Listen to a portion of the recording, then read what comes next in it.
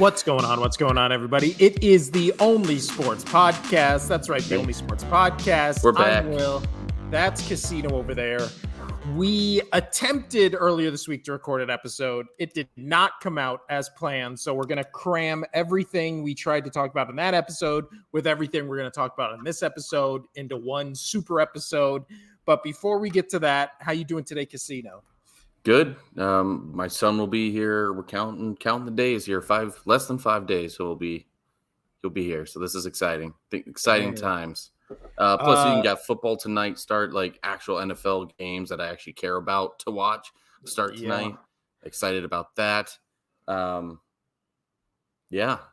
Did all my medical things I needed to do today. It is an exciting day. Last night was the first night where I was like, or was the last night where I was like, I don't know what to put on tonight. Like at work or whatever, it was just like, there's nothing. We're watching tennis. And then tonight it's football. Tennis is all good. Come on, U.S. Open is fantastic. I mean, I'm a tennis guy, so I love it. We can talk about that if you want to. No. You know what? We'll talk. Yeah, we'll talk about it at the end of whenever it is. I'm not a tennis guy, so I don't know. But before we get into the NFL, which is obviously what most of our podcast is going to be about today, let's talk about college football and the big news coming out of the weekend. Kind of the biggest story so far in college football, even though it's only a week old, was Colorado, quote unquote, upsetting TCU. With Deion Sanders is now the coach there. Obviously, it was a big primetime game. So just thoughts on that whole Colorado Deion Sanders situation, Casino. I love it. Coach Prime, man. He came in with some attitude and he delivered. I know that you and I are both still not high on Texas teams and TCU in general. We think they're a little bit overrated. I mean, congrats, they made it to the final, the college football finals, national championship last year. They got smoked though. So TCU is not a bad team, but I think they are a little overrated. And I do think Buffalo was underrated. Rolling it. Oops, sorry, that fell off my head. I'm really happy that this came out. I do think Colorado's going to be at least a bowl team. I could see them winning 7 games. I think it was a big statement. I saw people talking about how they were frustrated with how the kids were like acting like they won the national championship. Well, you know what? For this Buffalo organization, like they were not good last year. They finally get Prime, like they get a good coach in, or supposed to be a good coach. You know, everybody was kind of wondering if he was going to be or not. I thought he was going to be a good coach. And, so that was a big win to them. They beat TCU, the team that was supposed to, or that was in the national finals last year. Like, it's a huge win for the organization, for those kids. So I'm fine with how they celebrated. I love that this happened. Coach's son, he had an absolute monster of a game. So this was solid. This was a solid win for this organization and for Deion. All in all, Coach Prime. I'm all for it. I love it. Yeah. I'm going to follow him. And now, what is it? As of this recording, they are now ranked 22nd in the 22nd, nation. And TCU is unranked. Yeah. They went from 17 and dropped out.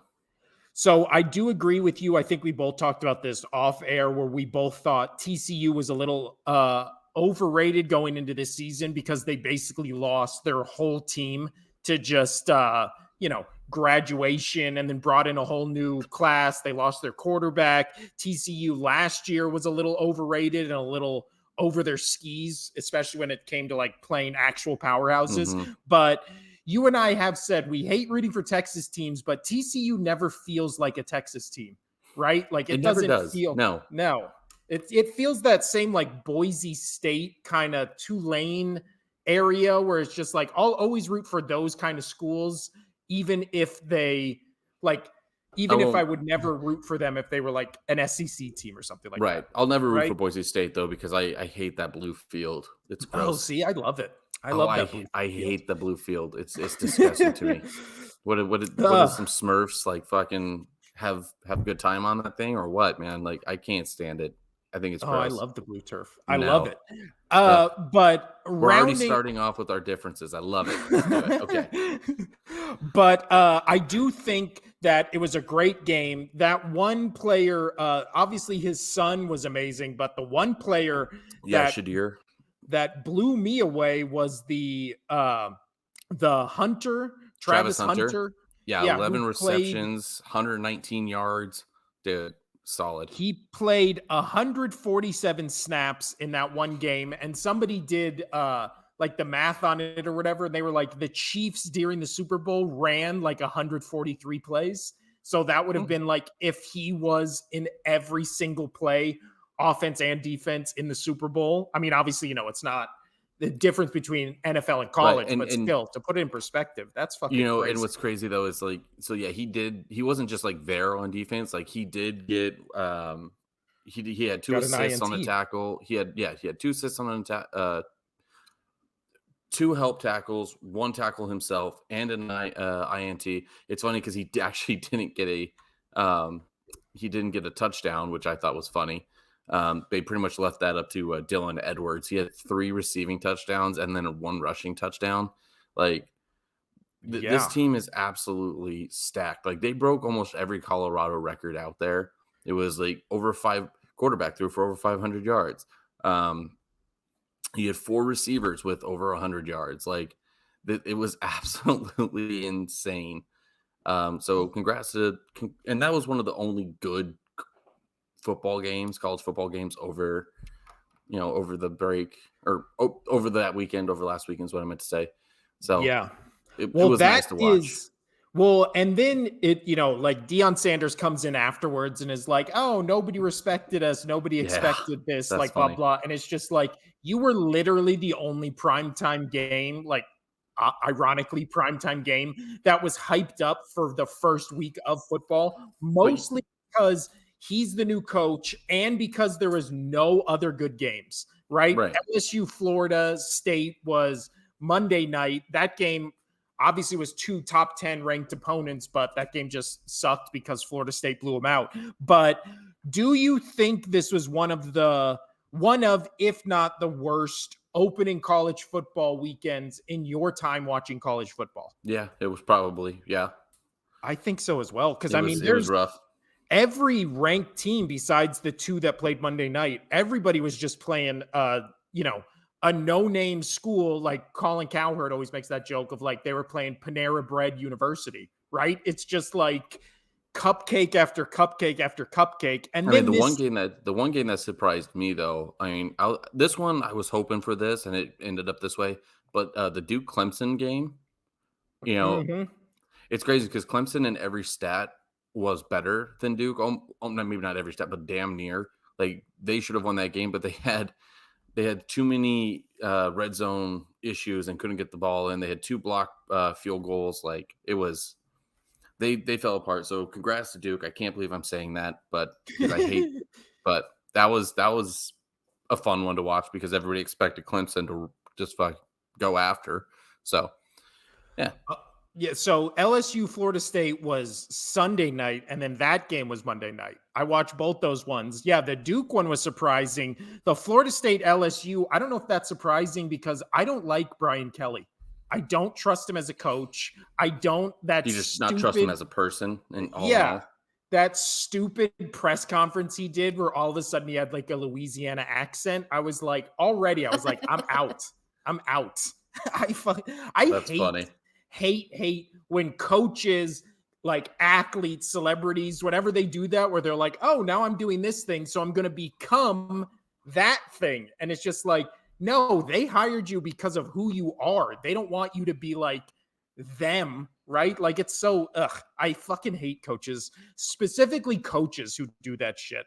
But the first week was rough. That was a good game on Monday. Obviously, the Colorado TCU game was good. But this coming week, I mean, the only, and I mean only notable game this entire second week of football is you have Mississippi Tulane, which is like, and then you also have Texas Alabama, which is, or no, I think that's week 3. Oh, no, Yeah, no. That's week 2. So Texas, Alabama, literally the only game besides Mississippi and Tulane that is like two good teams playing each other. And other than that, it's just Cupcake City again. Why does college football do this? I don't know. I don't know. It's because they want the same. I mean, it's probably just because they want the same teams in, the Final Four as much as possible, because that's the teams that have money. That's the teams that's going to get the ratings. Like Georgia TCU, man, that didn't get a lot of ratings, at least to my knowledge. At least to Yeah. my knowledge, it didn't. I didn't do a whole bunch of research on that, but to my knowledge, it was very low viewed as a national championship. And by halftime, everybody was done watching it. Well, especially because it ended up being a blowout and it wasn't even close. And yeah. And then Colorado, they obviously are ranked now. They play Nebraska, but then they play, I believe it's Oregon. So that's going to be when shit starts hitting Yeah. the fan to where this team is, if they're actually good or if they were a fad. Right. But we can move off college football because we kind of had to condense everything into one Yeah, we have a episode. big episode today. So we're just going to kind of touch on the NFC West and AFC West, but let's start with the NFC West because we did obviously record last episode talking all about this. And I think the agreement you and I both came to was when it comes to Arizona and when it comes to the Rams, I think both of us agree they're in contention for top 3 worst teams in the league this year. Oh, yeah, by far. And also, the news just came out. I mean, I believe this morning or it was late last night where Cooper Kupp he's not playing week 1, potentially will be put on injured reserve and out for the year. So, no Cooper Kupp.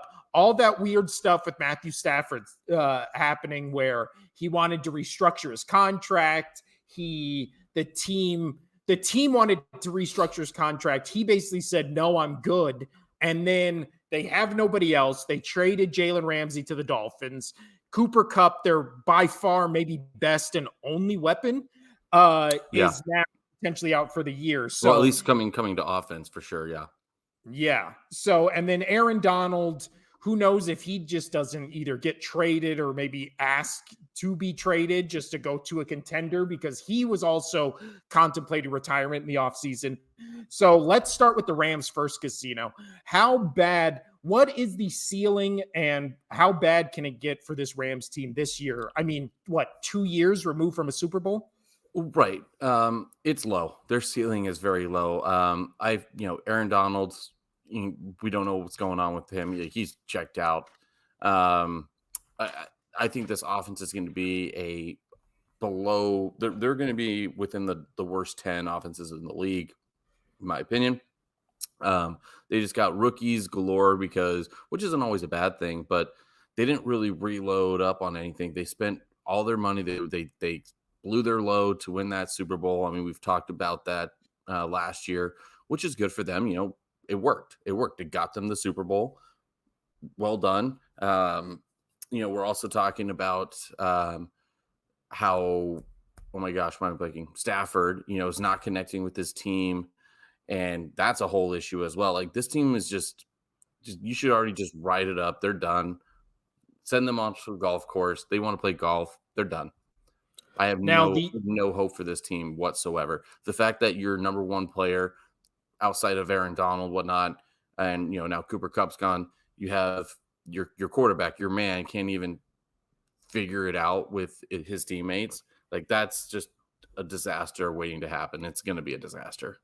Yeah. So Matthew Stafford's wife went on her religious podcast and was basically saying that her husband can't connect to his younger teammates, and he basically walks around with a book that has their faces and interest in it to try to relate to them, and it's all just weird. It's weird shit, especially when you see Hard Knocks with Rodgers and he's just joking around and one of the guys or whatever, and it just is, I don't know. You never it feels heard like this he's shit making about an Tom effort. Brady. I'm sure all those young guys do not appreciate that he's Okay. Yeah. Where's Billy? You're Billy. Okay, hi Billy. So Like, I heard you like roadblocks, and then he's just like, you know, I heard like you like Roblox. You and I talked about this off the air. Like, there's talk about him being frustrated that all the young guys are on their phones when they're in the locker room. They're not engaging with everybody. Well, make them engaged. Like, if they want to be on their phones, I mean, pull the Juju Smith-Schuster thing. Get on TikTok. Do the whole fun thing. Whatever it is, play words with friends on your phones or something like that. Do something to help engage and get to know your team better. Like, go take them out, go do something, go take them on a roller coaster, take them to Disneyland. I mean, they might like Disneyland. They're that young. I don't know. I mean, do something. You're right there. So how well, funny would that be though? Like, he took all the rookies out to Disneyland, and you just see them walking all around with like their Mickey Mouse ears. That'd be really something. this Eating reminds their me churros and all that stuff. So this reminds me of that meme where you're like, where it's like the restaurant meme where it's like, I really do. It was like something where it's like, I'm really one of those people who was like 19 at a restaurant, and my best friend is like the 53-year-old waitress. Like, to be ugh. like, oh my God, the age gap. I mean, these guys are 10 years younger than me. Like, to act like there's just like this great uh, you know, moon crater size divide of like, oh, we're from different generations. It's just like, you guys have professionally played sports your entire lives. You're in the NFL and you have nothing in common. There's no common ground that you can just, again, you don't have to be best friends, Yeah, so but we're going with that again. We're going with the book again. Sam, it yeah. says here you like football. It's just, that just seems to So be insane to me. yeah, this team is done. What's their over under? Let's just give that out and we'll call it Well, a day. interestingly enough, since we last recorded it, their over under dropped from, at most places you can get them at 6.5, right? So it's obvious we would both go under, because you Yeah. cannot. There's no way in fuck you can look at their schedule and be like, these are the 7 games they win. Yeah. But so you can still get that at most sports books. DraftKings, interestingly enough, has moved their over under to 4.5. I'm with them. So it dropped. Yeah, it dropped in the 2 days we last did I our would or I would attempted to say last do an there. episode I would by say 2. they're 4.5. I don't see 5 games. I see 4 games. I think them as a 4-win team. Yeah, I think because I think when they play, and let's just segue right to Arizona. Arizona's over under right now is 4.5, and then DraftKings has it at 2.5. So And I would go with DraftKings on this. I'm yeah, going under. I'm going, if they win 2 games, it's going to be because somehow they beat the the Rams. Rams. Like, Yeah. this team is so bad. I mean, who do they have as their starting quarterback? I don't even know. And they start this weekend. I have no idea who their starting quarterback So is. as of yesterday, it is announced that Josh Dobbs will Okay, start Dobbs for the is getting the Cardinals start. in Okay, week 1. because like it was still undecided. Like when we recorded this, to try to record this episode 2 days ago, it was still like, okay, they haven't officially said who it's going to be, so it is Dobbs. I mean, Murray's not coming back until at best October, like the middle part of October. Like I'm not. Kyler Murray, I liked him when he started his career. I liked how he was the little guy. Not This is nothing on his stature, making a joke, but just like I mean, I guess I am the little guy out there, running through people, doing that whole thing. Like that's one of my favorite style of NBA players is the guy with the shorter thing, just slicing and dicing, making those out passes. I love that. So I mean, it's fun to watch like Curry just get the ball and just do his thing, rolling through everybody. I like watching the smaller guys go up against the more bigger athletic guys and kick their ass. So I liked him when he came out. I just don't like his attitude. I don't like how he's handled himself. I don't like how he wears sports bras at practice, like all the time. What, like, as a dude, what is even the point of it? I don't know. Like, sports I have bras no for idea. women are so their giant boobs don't smack him in the face. Kyler Murray's like 5'9" and has like 2% body fat. What is the point of the sports bra? I have It's no it. idea. Uh, Maybe but maybe he maybe Casino, maybe he has something that we don't know about. Maybe he's got a third nipple or pierced nipples. I don't know that he's trying not to like.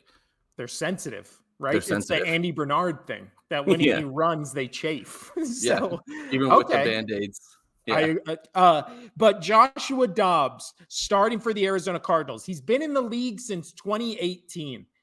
How many touchdown passes has he thrown in a league he's been in since 2018? No idea. Just take a wild guess. 4. It's my favorite He number. has thrown 2 touchdown Okay. passes in 2018. Interestingly enough, on Pittsburgh 2018, 2020, not in the league 2019, 2021, and then was on the Titans last year and went 0-2, where he also threw his 2 touchdown passes. Talk So about being lucky and getting a career resurrected in a I mean, sense. I mean, you have Trey Lance over there like, "Why couldn't this be me?" yeah. Like, Because and then they traded Isaiah Simmons literally who's like a probably week like ago. probably a Pro Bowl safety. Like, dude, this guy's I mean, yeah, Isaiah Simmons, that dude right there, he was their best player, and now he's traded to the Giants. It's ridiculous. Like this team, this is going to be the worst team in the league. I'll be surprised if they win 2 games. Completely agree. They also have the Eagles' former defensive coordinator now as their head coach, And fucking he Murr looks from Impractical Jokers. and he Yeah. looked so good in that Super Bowl, didn't he? And then he did that Sorry. stupid press conference, which I really feel like coaches and press conference like make me either like you or hate you. And his or not his press conference, he was doing like a team meeting and he was doing a speech to the team. Did you see this? I did. This was bad. Ugh. Where he's like, I need some killers. And you can tell like all the players sitting there like aren't believing it at all because it's this skinny pencil neck geek like telling these 350-pound guys like I need killers and I need fighters and all this kind of stuff. And it was just like, what are we doing here? What is this? So the Cardinals, I think the consensus now is they're going to be the worst team in the league. Like you said, Oh, unless all they day. beat the Rams twice, I don't see, and I would take Sean McVay with a garbage roster over Gannon with a garbage roster. So I don't even think they beat the Rams twice. They really do feel like they have the potential to just be the next lose all their games, but they would be the record holder, right? Because the Browns and Lions did it when there wasn't this extra game. So Oh yeah, they they would. they have the chance to make history, but not for what you would want them to be. So just to recap, Rams, both of us are going under for 4.5, right? Mm-hmm. And for Yes. Cardinals, both of us are going under for 2.5. Yep. Because we're All hedging right. our bet there. We're yeah. I mean, Yeah. we're trying to. Even if they cancel each other out, that's only 1 win each. You can't Yeah. show me 3 more wins for either team. But let's move on to, I think, maybe the most interesting team because what will they be, which is the Seattle Seahawks. The over-under, since I'm on that page, let's just stick with that. The over-under for the Seahawks this year, Casino, going into it, if I can find them, is They're already 8.5. irrelevant. You can't even find them. They're already irrelevant. But see, here's what's interesting. I don't know what's happening with DraftKings because in the other, and I'm looking at this one where it shows what their consensus is. Their consensus for all sports books is 8.5. DraftKings has them at 4.5. What the fuck does DraftKings see that No, they think I this have the team is Seahawks. 4.5? I have the Seahawks being much better than that. Like it, in my opinion, it's really going to kind of come down to what Geno's. The next 2 teams that we talk about, Seahawks being included, it comes down to what their quarterback can do. I think it really comes down to what if Geno Smith can have a good season or not. Because I feel like this team has done a lot of good things in the offseason. I like their roster. It's just, can Geno Smith redo what he did last year? Do we have faith in him to be Seattle's guy? So let me ask you that. Is Geno Smith, do you think Geno Smith is going to be the guy again and make the Seattle team back to go get them to the playoffs and maybe even win a game or two. Oh, you mean Geno Smith, comeback player of the year, who no one can explain what he came back from? Like you can't just come back from being bad. Like that's not a comeback. That's what you were supposed to be. Like I always thought, to me, comeback player of the year was always from injury, right? Like Right. they came back from injury. So Geno Smith came back from not being a good quarterback to being a really good quarterback. I mean, last year he threw 32 touchdowns, which is fucking crazy. Like for Geno Smith, and he threw 32 touchdowns. They drafted Jackson Smith Jigba from Ohio State. They got Devin Witherspoon in the first round with pick 5, who I think he's going to be a fantastic corner. They signed all these free agents, including re-signing Geno Smith. They re-signed Bobby Wagner. They got the safety, Julian Love. They got Devin Bush, which was a linebacker I love, and I wish the Eagles would have signed. So they went their weak spot last year. We talked about it all year. They were 30th, 31st, or 32nd in almost every defensive stat that matters, right? Like that was the thing Right. with them and the Lions last year, was their offense was a top 10 offense. And then when it got to defense, they just had to basically outscore everybody they played. So then in in the draft, in free agency, they went and got pretty much every defensive player they could. And then they also now have Metcalf, Lockett, Jackson Smith, and Kenneth Walker III. So they're surrounding Geno Smith with talent, just unlimited potential to have a potential top 3, wide receiving group in the league, top 5 offense in the league. So I think they can be good, and especially because they're in a really weak NFC. Do you think this is a playoff team, Casino? Yes, I think this is a playoff team. I do think this is a playoff team. I do as well. I just think Especially, we just said it. Like it's in a weaker weaker conference. Like they can definitely make the playoffs. It all comes down to Geno Smith, man. Yeah, and it becomes one of those things where coaching and quarterback are what matter the most in this league, right? And I think everyone has question marks when it comes to Geno Smith of can he do this again, but all they've gotten is better on that side of the ball. And then you throw in, I trust Pete Carroll as a coach. Maybe I trust him as a coach up until you're on the 1 yard line to the Super Bowl. And then maybe I don't trust you. But you know what's so funny is how many times I rewatch the Patriots Super Bowls. Like I just do it constantly. I'm sure you do it for the Eagles one, but yeah, 100% every time, like just the reaction after Butler makes that interception, I still get goosebumps and I'm like almost get flustered and like teary. I'm like, oh yes. That and you know what? Marshawn Lynch comes into my work literally all the time. He's come in, I've shaken his hand like 15 times or whatever when he's coming to my work.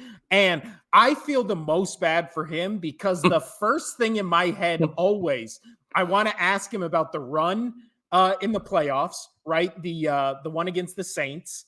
And then I want to ask him about not getting the ball at the 1. Those are the only 2 questions I ever want to ask. And, he came, if it wasn't for probably one of the most outstanding defensive plays by Dante Hightower, like stopping him like 2 plays prior or the play prior, like he was in. He was determined to get in. He should have got it. Sorry, Marshawn. I know you'll be on this podcast one day probably, but whatever.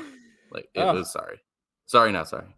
Man, I just feel bad. I feel really bad for him because again, and you even like hear his interviews, listen to former football players where they're like, if my team is in that situation, and I feel like this with the Eagles too, where it's like, if you're on the 1 yard line and you have someone like Marshawn Lynch in the backfield, you're just giving it to him 4 times in a row. And just being like, if this is how we lose, then credit to the other team. But this is what I'm doing. Right? Like, it's just like giving it to my best player at the goal line. He gets 4 shots at it. And then if we lose, we lose. Like, to lose the other way. If we lose, we lose. But now to move on to the cream of the crop of this division that has probably as many question marks at quarterback right now at this moment as we do It's with the just Seahawks. that's what I was saying. It's the same thing. Is this team's going to go as far as their quarterback can take them? Maybe a little bit further because they have better talent than the Seahawks. But And again, I don't know. This might be a glitch with DraftKings because they're putting the San Francisco 49ers at 6.5. Everybody else has them at 10.5. When it comes to the 49ers, obviously I'm going that to would try to be be saying as, that the Niners win only in their division. yeah, I can't see that. Even as a Eagles fan, obviously the 49ers won't shut the fuck up about playing the Eagles, and you can go back to episodes in the past and listen to my rant about how much the 49ers annoy the shit out of me. But I can't deny at this moment, they're clearly the first or second best team in the NFC. Like, if you want to put Eagles at 1, 49ers at 2, or flip them, like that's what it is right now. You can maybe make a case for, the Cowboys, the Lions, blah, blah, blah. But I think everybody's 1 or 2 is those 2 teams. But the question mark for me when it comes to the 49ers is, how did the injury affect Brock Purdy? What is going to be the season kind of narrative with this weird love affair Kyle Shanahan seems to have with Sam Darnold? Like, all you heard about this offseason was not Brock Purdy. It was how much Shanahan loves Sam Darnold, right? And we've talked about this in previous episodes where the 49ers, how they run their system and how they get guys wide open is to have defenders on the other side have clear shots at San Francisco quarterbacks, right? That's why San Francisco quarterbacks are injured so much. It's the scheming.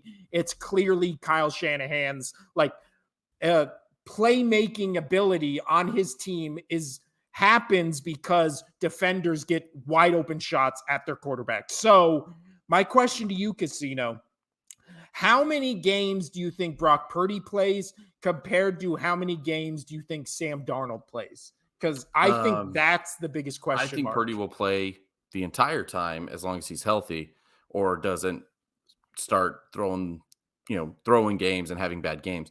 So I guess the real question, and I'll answer first here, is how many games do you think Brock Purdy can have bad before he gets pulled and they throw in Sam Darnold? I'm saying he has 1 leeway game, and if he has 2 bad games in a row, he's pulled.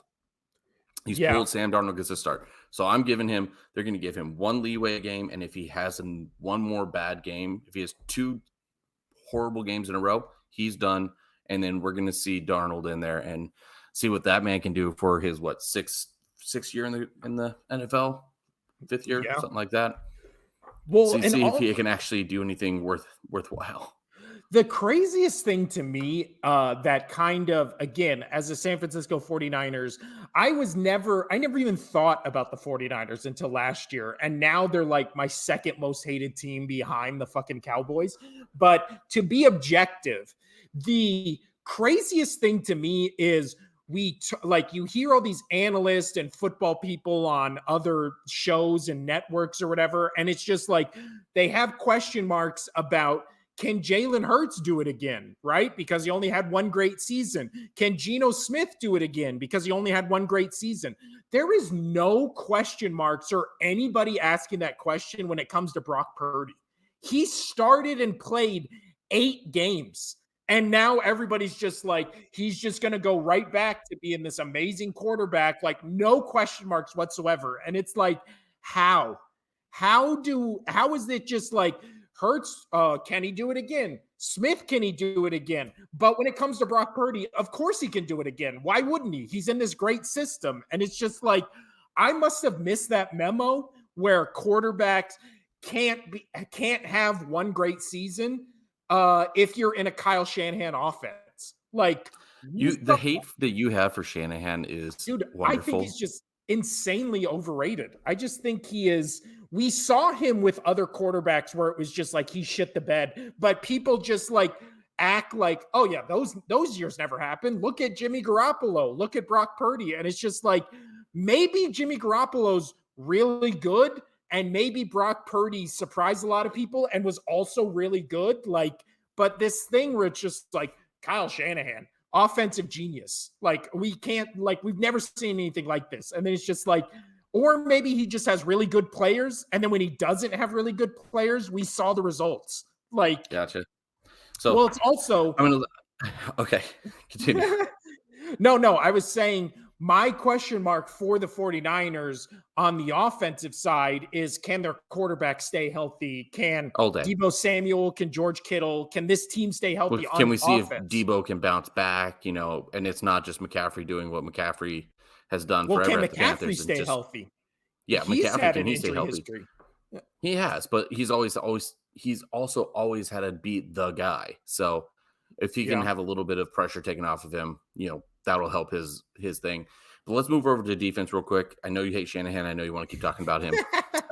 But big news that broke yesterday. Nick Bosa got paid, absolutely paid. He's currently the highest paid player in the NFL. Definitely the highest defensive player. But it is the overall highest player currently playing. That's Yeah, crazy. he got it's $170 million contract, 122.5 million guaranteed. And so that's an average of 34 million a year. And so I was just like, you know what? I want to know what his brother makes, Joey Bosa. I was like, I want to see how massive. And I was like, you know what? It's real. It's a difference, but not that bad of a difference. Like, I mean, it is, but it isn't. But like, so his total contract for Joey Bosa is 135 million, average 27 million, guaranteed 102. So between these two, between these two, dude, that is, what is that? That's 124.5 no, 224.5 million. They're almost at $250 million guaranteed collectively. Jesus. I want to go to their family fucking barbecue. Dude, they're almost at $250 million between the two of them, guaranteed money, and it can be over that much if they get all their incentives, which is absolute. If they get all their incentives, dude, that's just, are you kidding me? That's 135 or $235 million. Yeah, insanity. And Or 300. Yeah, there is 305 million. 305 million is what I meant to say. It's insane. That's insane. I want to go to this family barbecue. But Nick Bosa, he got paid. You know me, I hate the big contracts. I can't stand them. This is going to hurt them in this hard cap league, dude. They're going to be fucked. They need a win this year. Well, their only real off-season defensive addition was Javon Hargrave, the defensive tackle for the Eagles last year. I wish the Eagles would have kept him, but then you have Jalen Carter, you have Jordan Davis coming in. So there was kind of no room for him, especially to pay him what the 49ers paid him. But I think he was like a top 3 defensive tackle in the league in like every stat that matters last year. So I think that being on the defense, and then you put Bosa in next to him, again, as much as I might hate the 49ers, I still fear them the most in the NFC. I think they're the most complete team, right there neck and neck with the Eagles, and their over-under is 10.5. I'm taking over all day. I'm taking over. And also, when it comes to their strength of schedule, they have the 4th easiest strength of schedule. Yeah, the Patriots get the hardest. I don't know. I'm done talking about this. We actually do need to move a little faster, though. I'm putting the buzzer on. Bzz, bzz, bzz. We're going to go a little faster here. So that's the NFC West. We are moving over now to the AFC West, which will need to be a little quicker if we want to get everything in today. But, we already know who's going to win this division, so fuck off. But anyway, let's start off with the Denver Broncos. I'm very excited to talk about this. What do we got here? 4120. You writing that down? Sounds good. All right. Yeah. So Broncos, I'm very excited about this team because, they have a good defense. They have a good quarterback. I mean, the quarterback has won a Super Bowl. He's been in there multiple times. Like we just talked about the whole passing thing. He's not good at the 1 yard line, 2 yard line. Actually, let's get that right. It was a 2 yard line. But no matter how much you and I can't stand Sean Payton, I really think that he's going to turn this team around. I really think that he's going to get Russ's head out of his own ass, get Russ's head out of Sierra's ass, and all that shit. And they're going to have a actual good team this year. I think they're going to be closer to what we thought they were going to be last year, this year than they were last year. Like, I'm very excited to see what this team does. It could be a total flop. Russell Wilson could not change his ways. Sean Payton could be like, I came out of retirement and I gave it a shot and just, walked back onto the golf course. I keep going to the golf course because it should be. But yeah, I'm very interested to see how this team goes. I'm actually excited to see how this team plays. I think they're going to have a good cohesion, as long as Peyton was able to get Russell Wilson's head out of his ass. Well, also, it has. That's my opinion. As of yesterday, Sean Payton's latest comments were he told Russell Wilson to relax about his image. Will you fucking stop kissing all the babies? And basically berated him for like doing the whole like public image and to focus on football. So I do think it's very interesting that ever since Russell Wilson came to the Broncos, everybody was like kissing his ass and basically like letting him be who he is, and which is a fake kind of inauthentic guy who just seems like the most milquetoast like person. He doesn't even seem like a person, right? He just seems like, oh, that's Russell Wilson, the cardboard man, right? Who has no emotions, no opinions about anything, and then is always just like, oh, yeah, I like football. Like, let's ride. Like, that's it, right? So it's nice for Sean Payton, who I fucking hate. I can't stand him. I know. We can't stand him. But he's the right guy. Like, he's the right coach for this team to get Russell. Like, if they're going to be able to get Russell out of his own ass, then this is going to be the guy. This is going to be the coach to do it. Yeah, he seems like an asshole, but he's like the kind of asshole where if he was my coach, I'd defend him. And I do think the opposite. And here's a question to you. If Russell Wilson's not, getting his head out of his ass, do you think Sean Payton will pay his defensive players to go after him during practice? I mean, there's a possibility. There's precedent for it. But I will say I do think Sean Payton is who I think Kyle Shanahan isn't, which is I've seen Sean Payton when Drew Brees is out, plug in all these different quarterbacks and win and like plan game plans. I mean, he won games with fucking who's the guy who they just have is like their Swiss Army knife. What is his fucking name? I cannot remember. For the Saints when he was on the Saints. Taysom Hill. So he literally had Taysom Hill in at quarterback and won games. And then everybody else is just like, Taysom Hill sucks. So I believe in Sean Payton. I think, like you said, he had a top 5, or this Broncos team is a top 5 defense last year.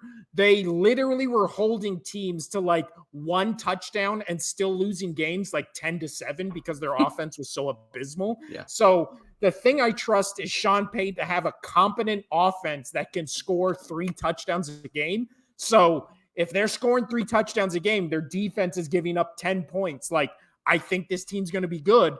But remember, last bit on the Broncos is if they don't run quarterback sneak for every offensive play casino, Sean Payton is full of shit. He's a liar. And he's a fucking liar. Well, we already know he is. So 100% they're not going to do that because he is a liar and a piece of shit. So, but he said it wasn't a football play. But I do think he's the piece of shit to actually get Russell Wilson out of his own shit because his head's up his ass.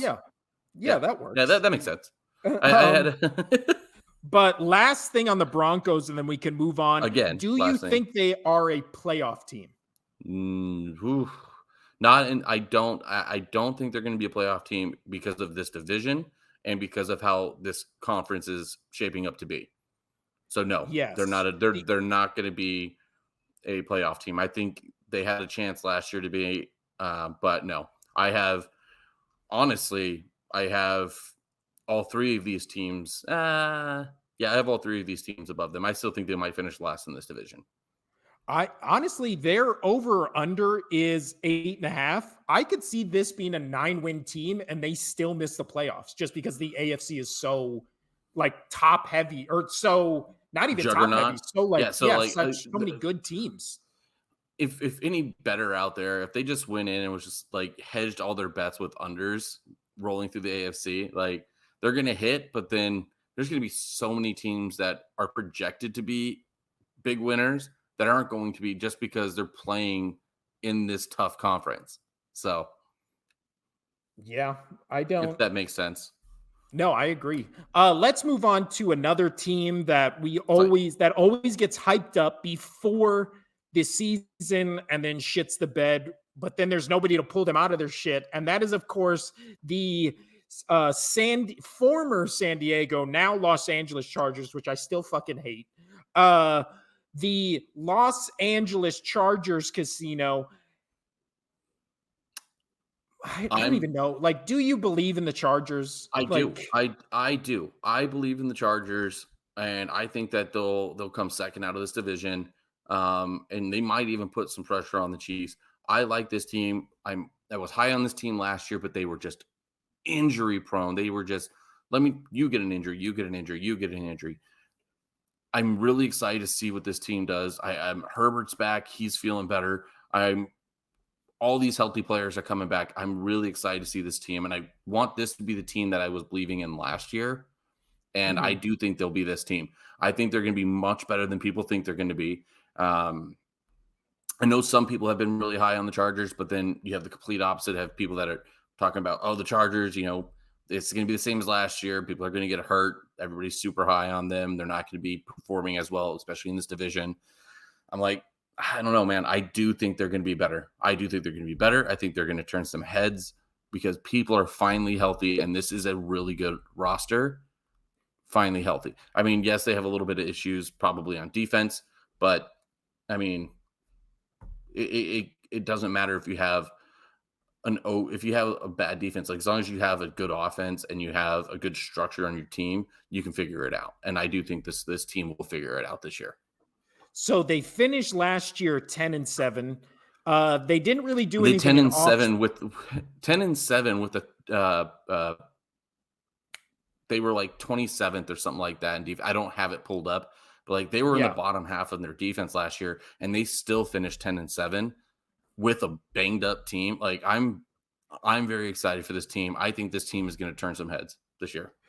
Now, the only big name they signed in the offseason was Eric Kendricks, where the past 2 years, he's kind of been in decline. They drafted Quentin Johnson, the wide receiver out of TCU in the first round. They got the edge rusher from USC in the second round and a linebacker in the third. But their strength of schedule is what scares me. They have the fourth hardest strength of schedule going into this season.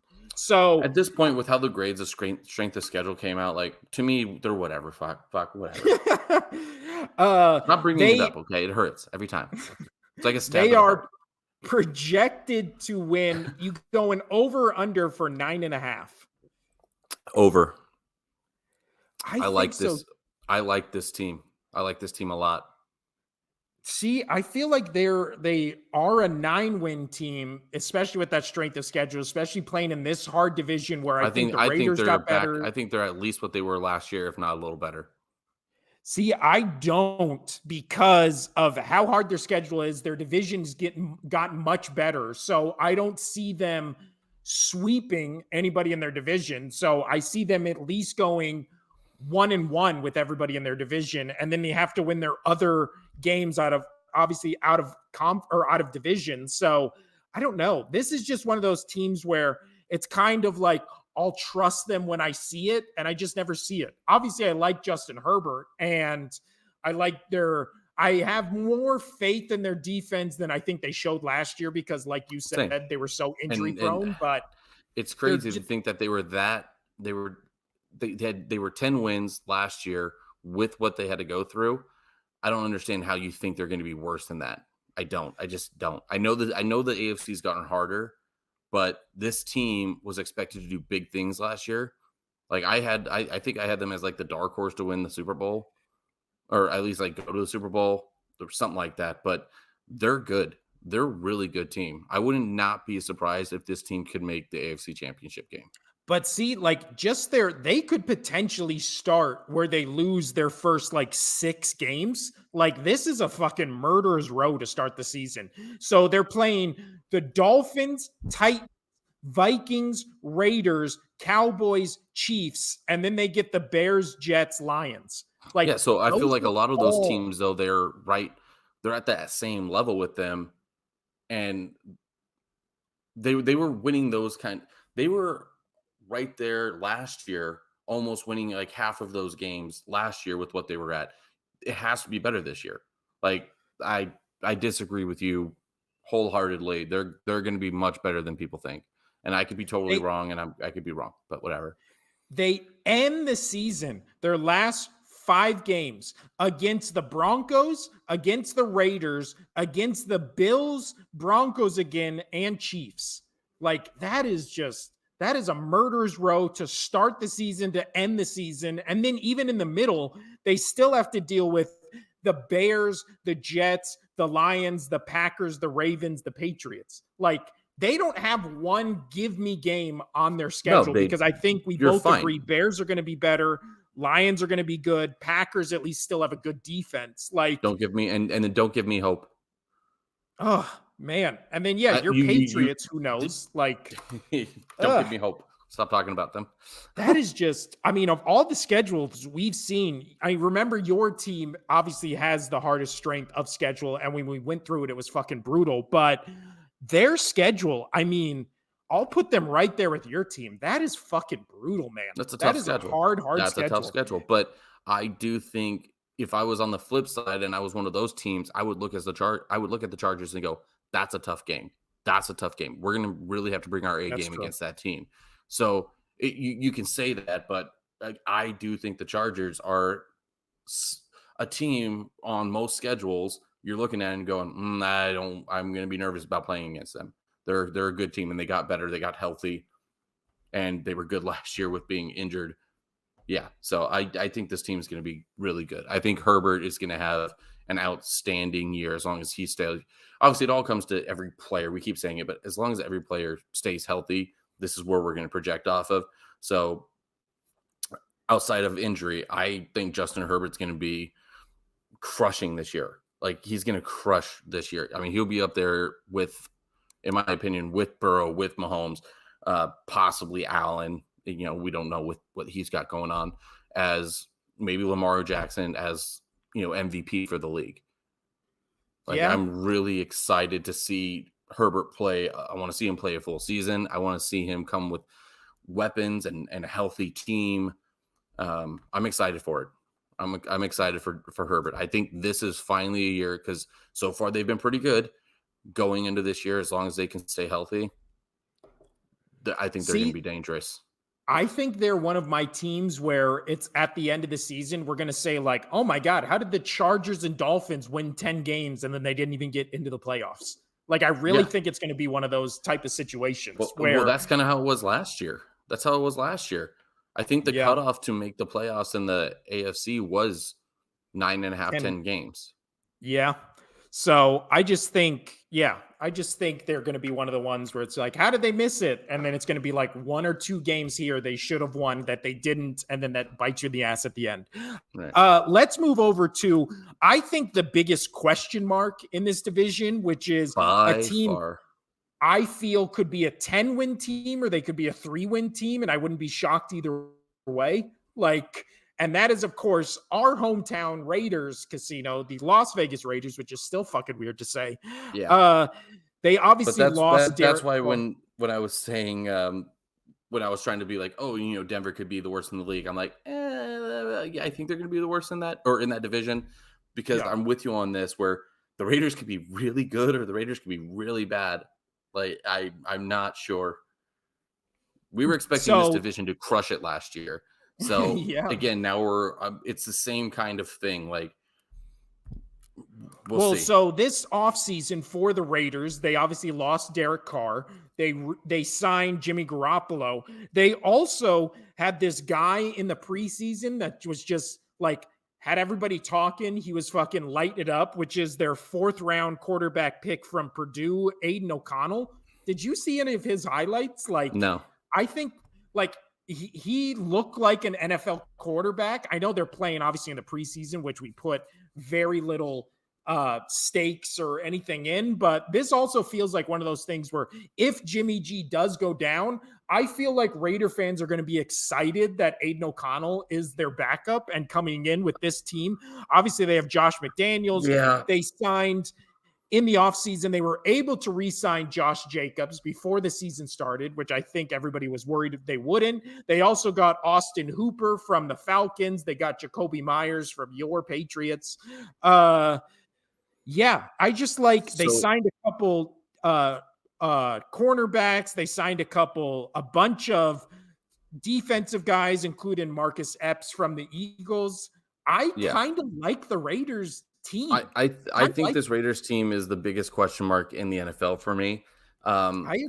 Because here's the thing, I can see them being the bottom 5 team, like a bottom 5 team in the league. Like I can see that very easily. They're the Raiders. They are supposed to be really good. Like they're not like the Cowboys hype. Like you actually look at them and you're like, ooh, they're actually going to probably be pretty okay. Like I think they're going to be a good team. And then they just don't. Or, they do the Giants thing where it's like, they're probably not going to be that good and they do halfway decent. But you talked about everybody they brought into this organization. Something that does have going for them is Josh McDaniels has a rapport with both Jimmy Garoppolo and also their backup currently was Brian Hoyer, who was the Patriots. He got let go and signed like 4 or 5 times with the Patriots. So he's also got a rapport not only with Jimmy G, with McDaniels, but with Jimmy G. But my biggest question marks, which just makes me so nervous for this team, is McDaniels still has not shown that he can be a successful head coach in the NFL, good coordinator. I wouldn't say good because I feel like Tom Brady had a lot to do with the success of Josh McDaniels in New England. That's me being biased on that. But so a good coordinator, but he hasn't shown that he's a good head coach yet. I know they had a lot of things going on last year off the field. And then going over to the quarterback situation, Jimmy Garoppolo. I like Jimmy Garoppolo. I wanted him to stay with the Patriots originally. And so did Kraft and all that. And it seemed like, or so did Bill, and then Kraft like sent him away and all that stuff. But something to note is Jimmy G has only completed 1 full year as a starting quarterback. Like he is so injury prone. It is absolutely ridiculous. Brian Hoyer, he's just a very notable backup. Like, hey, look, it's Brian Hoyer. He's going to maybe win you a game, maybe lose you a game. We don't know. He's Brian Hoyer. So I am worried about their quarterback situation because Jimmy Garoppolo seems to be made out of glass. I like some of their guys that they brought in. Like you were talking, I think you said Bennett for the defense. I think he's going to have a stellar year, but is he going to be enough for the defense? I'm going to be watching this Raider team heavily. I'm really just not sure what they're going to be. What's the over and under on them? Because I want to make it just going for it. I want to hear it. I don't know who Bennett is. I did not say Bennett. They brought for the defense, they got Marcus Epps, and then they drafted Tyree Wilson out of Texas Tech at the 7th round pick. So, but I'm sure he was a 4th round pick. Bennett. It says here. No. I was saying Aiden O'Connell. I know, but I'm telling you, like, Jacorian Bennett. Yeah, their cornerback. I do think he's going to have a good year. Now, and I can't say this about the Chargers and then not say this about the Raiders. The Raiders have the 2nd hardest schedule in the league. So, or like strength of schedule in the league, only behind your Patriots. So, and that's another. There's just another thing that worries me. It's another question mark. Like, I just don't know, man. I struggle. I struggle trying to figure this out. Again, strength of schedule. Well, it's crazy that they're in this division with the Chiefs. And then what's the strength of schedule for the Chiefs? Where are they? the Chiefs, with their strength of schedule, and again, I use sharp football analysis because they predict what the teams will be this year, not base it off last year. The Chiefs' strength of schedule going into this season, they are 1, 2, 3, 4, 5. They are the fifth hardest schedule going into the Okay, season. at least. So you have 3 teams, in this division within what the top, you said 7, something like Yes. that. Now that is also based on their division and they're all playing each other. So that also kind True. of skews strength of schedule, but that shit matters. That's why Tom It Brady does. was able to dominate for 20 years because nobody in his division ever got their fucking shit together. And that's how he was able to be successful somewhat in Tampa because there was nobody in that division. True. But the Raiders, so now see, they have the second hardest strength of schedule going into the season, but unlike the Chargers, I feel like I trust the Raiders more because there's no Mhm. hype, right? There's no I don't. Not at all. with the Chargers, it's like this should be a I 10 disagree. Chargers team. For the You Raiders, you could they keep are talking. I'm just gonna talk over you. I disagree. they are only projected to be 6.5, which again, I would not bet because I could easily see this team being a 4-win team. Hey, But I feel like six with and how a much half is talent above they have, average. yeah, I feel like with how much talent they have, this is an 8, 9, 10-win team. Why not? I believe in the Raiders. 8, 9, And 10. That's that satisfies most. uh, I'm trying to. I'm trying to fill in the time here to make it feel better. Sorry. uh, Let's let's talk move about the on. Chiefs. Let's move on to the last team in this division, which The is, Chiefs are I going to mean, win. They're going to make the AFC Championship game again and possibly win the Super Bowl again. So yep, there it is. There's the Chiefs. yeah, they're projected over under. I mean, do we even need to fucking say it? Their projected No, win total is 11.5. Just bet the over. bet the Obviously, over. like, Bet the over because even if they like, I'm worried about them tonight because I do like Detroit a lot this year. I think Detroit's easily a playoff team. I like their offense. That tonight missing a couple players. Now there's reports saying that Kelsey is going to play, but he's not going to be 100%, which is dumb. I would not play him. well, also concerning. Yeah. Also concerning, but it doesn't matter what they have on their roster. They have Patrick Mahomes, who is one of the best football players that's going to be of this decade. Well, they also have He, Andy Reid, who's yeah, arguably the best coach in NFL history. I mean, you can put him right there with Bill I would agree. Belichick, maybe at the end of his career, if they win what, let's say him and Mahomes win 5 Super Bowls together, like then it's a real Oh, fucking dude, conversation. just And imagine. that's also a thing Just that could fucking happen. if you put Belichick and Reed as just no head coach, they're dueling head coaches, co-head coach. You just have one as offense, one as defense. This no, you can give them the Colorado Buffalo team, and they will probably win the Super Bowl. Yeah, I agree. I just think, yeah, and it's crazy that Andy Reid might be one of the best offensive-minded coaches ever, and then Bill Belichick might be one of the best defensive coaches ever, and they've played against each other in this time, and it's kind of like, I mean, I would love to see what their coaching record is against each other, but I would assume it's I'll 50-50. pull it up. Like, I'll pull it it's, up. Keep but going. so as it goes to the Chiefs, I mean, obviously there's no question marks when it comes to the Chiefs. They're the best team in the league and have been ever since Mahomes and Reid started their union, right? Because Mahomes is always in the AFC Championship game. He's either in the Super Bowl winning it or he lost it that one Ooh, time, obviously, to Tom Brady. it's not But, as 50-50 as you think. what is it? Belichick owns the overall edge with a 6-2 record against Reed Damn. and a I've 2-0 never record against Reed in the playoffs. Damn. Well, they played against each other in that Super Bowl, where obviously your Patriots beat my Eagles.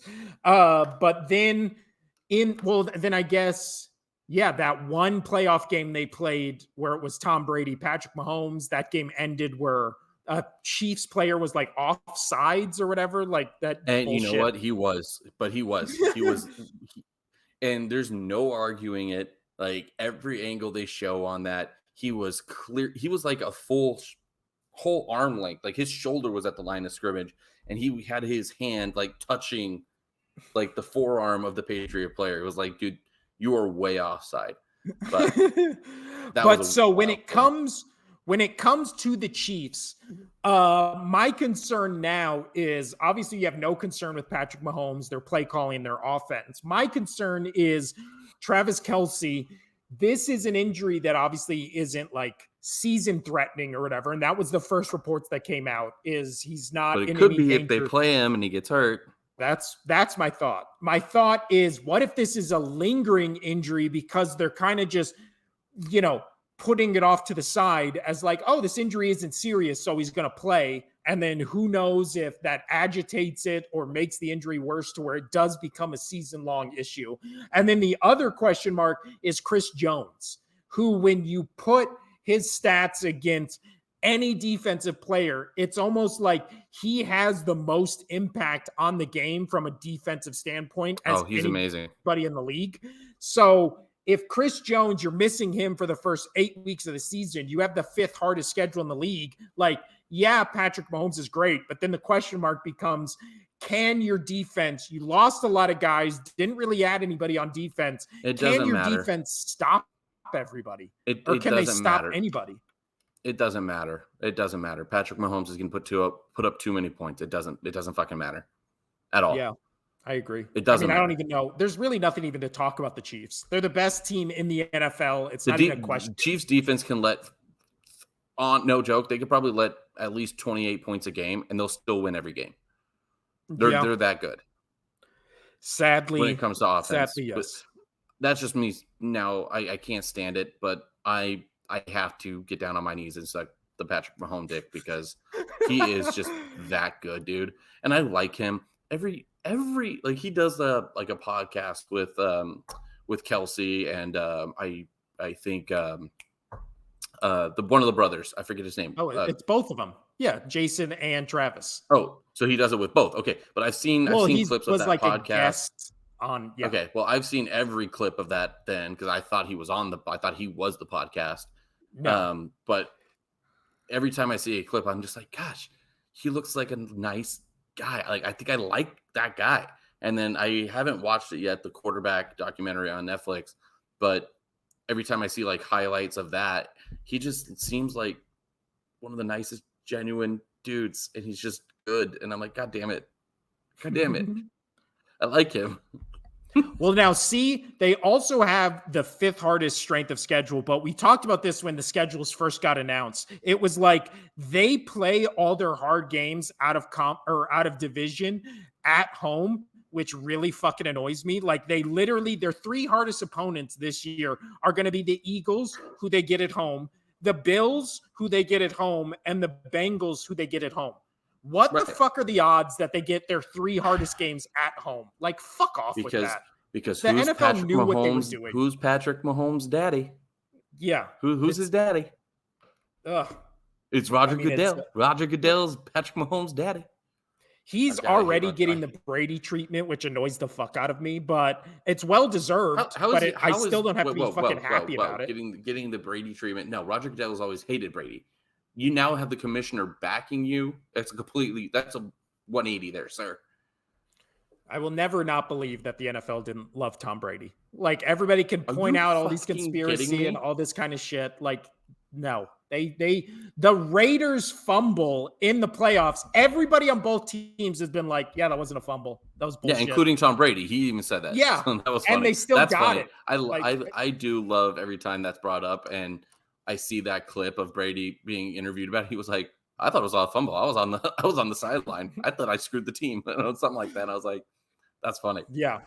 Patrick Mahomes, Tom Brady, I want to hate them, but they're extremely likable, except the only thing I hated about Patrick Mahomes was him sitting, writhing on the bench during the Super Bowl. Like they had to amputate his leg, and then he goes out there, he's running around. He's like, I'm good.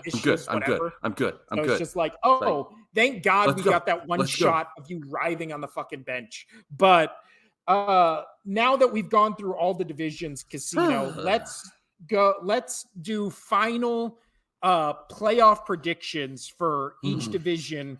Let's start in because we're talking about the AFC. Let's just talk about the AFC. Who do you have I winning don't have each my pen or division? paper, so you're gonna have to write it down for me. If Yes. you want to keep track of my guessing Oh, I here. do. Ugh. So your Why do playoff I have to teams, go first? Fuck off. yeah, your playoff teams. Who's the number one seed in the AFC? Oh, um, Cincinnati. Really? Okay. You're picking the Bengals as the number one seed. Who's the number two seed? You go. You go. Oh, I'm my gonna pull number this one up. seed. Well, no, then here, I'll just do all my things while you Thank you. do it. So I have my number one seed. I have the Chiefs. I don't care what their record is, or I don't care what it says their strength of schedule is until somebody dethrones them like more than once, one time in the 5 years. Like I'm picking the Chiefs every time. I fucking hate them, but they're the best team in the NFL. It's not even a debate. Then I have coming out of the AFC East. I'm having the no, I'm not having the Bills. I'm having the Bills as third. I'm having the Bengals as second. I think the Bengals will be the only team that comes out of their division. I love Miami this year, but I just think the AFC is too stacked. And like I said earlier, I'm putting all the AFC North teams basically in the playoffs. So I have the Chiefs number one seed, Bengals number two, Bills number third, and then I'm having the Ravens as the first wild card team, but they will obviously have more wins, or no, they won't have more wins, but I'm picking them as a wild card team. And then I'm having the Jaguars as the third team because they will win their division. Oh, and then what division am I missing? So I have the Chiefs. I have the Chiefs winning, the Bengals winning, the Bills winning, the Jaguars winning. So there we go. And then as my wild card teams, I am going to do it. I think it's both the Ravens and Steelers. I really do think both of them come out of that division. Oh, and then I do have one more playoff team. So you know what? I'm picking the Dolphins. Throw the Dolphins in there, Casito. So my playoff teams in order are going to be out of the AFC are going to be the Chiefs, the Chiefs, the Bengals, the Bills, then the Jaguars, and my wild card teams are Ravens, Steelers, Dolphins. That's my AFC. I think the teams that just barely missed the playoffs is the rest of the AFC West teams, especially the Chargers and Broncos. I could see a scenario where they're both 9 and 10 wins and they just barely miss it for Miami. I know it's week one. I think that week one game, Dolphins Chargers, I think that matters a lot because I don't think either of them win their division. And I think they're going to be in the wild card spot. And it's going to become down to who won their one matchup, and it's going to be the Dolphins. So I'm picking the Dolphins. I think Chargers missed the playoffs. I think, Okay. I think nobody from the AFC South besides the Jaguars. I think Ravens Steelers make the playoffs. I think Chargers Broncos just miss it, and in AFC East, I think your Patriots and Jets just miss it. So go ahead, Casino. All right. So yeah. So now I've got mine. I had to lay it out for myself. So yeah, for me, Cincinnati, I think they're going to take the number one overall. I just think that AFC West, just because we just talked about it, I really think that they might beat up on each other a little bit more than people think. So I have Cincy going to 1.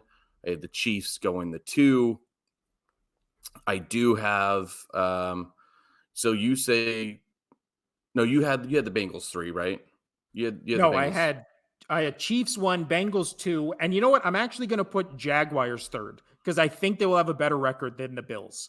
That's where I'm at. Just switch those. I think they're gonna have it. That's my question because I didn't want to be the same with you. So far we're somewhat different, but then I do agree with you. I think the Jags hit the 3, and I think they'll have the better record than the Bills. Bills 4, and then going in the playoff spots after that. I don't think anybody else. I know I kept saying the AFC East might be the hardest conference. I don't think that anymore. I think that the North, you might be right, is going to be the hardest conference. I have the Ravens as the first wild card. Going from there, I do have, you're right, and nobody from the South, but I do have the Chargers as the second wild card. And then probably, I don't want to say because I've talked about the Steelers not being good, so I don't want to say it. I don't want to say it. I don't want to say it. Fuck, I'm going to say it. I'm going to go Steelers, get that last wild card. That one guy's comment really got to you. Well, it did. And I just had to think about it more and more. Like that team, I mean, you have to go with the track record of Tomlin. Like he's going to get them back to the playoffs. He's too good of a coach. The Steelers are better this year. That organization has just ran so well. But yeah, so I can see the AFC North having 3 coming out of that division. Yeah. Now they always say that not every playoff team that won the previous year makes it into the next year. Like it never statistically happens. So of all the playoff teams last year, who do you think are the 2 that are most likely to miss it? I think we can both agree in the AFC South, that's the Jaguars division, no question, right? Uh-huh. And they then in the AFC North, do you see any possibility where the Bengals or Ravens do not make the playoffs? No. I don't either. I think the Ravens they're making the playoffs, both teams. Yeah. I think the Ravens have a more likely chance of missing it, but I think they're only going to be better, right? And then in the AFC West, I obviously think the team in that division that made it last year, that doesn't make it this year, is the Chargers. You have the Chargers going in, but give me a percentage chance the Chargers don't make the playoffs? 35, 30. I'd say 30. I think they're much better than people think. I think 30. And then in the AFC East, the last one is the Bills and Dolphins both made the playoffs.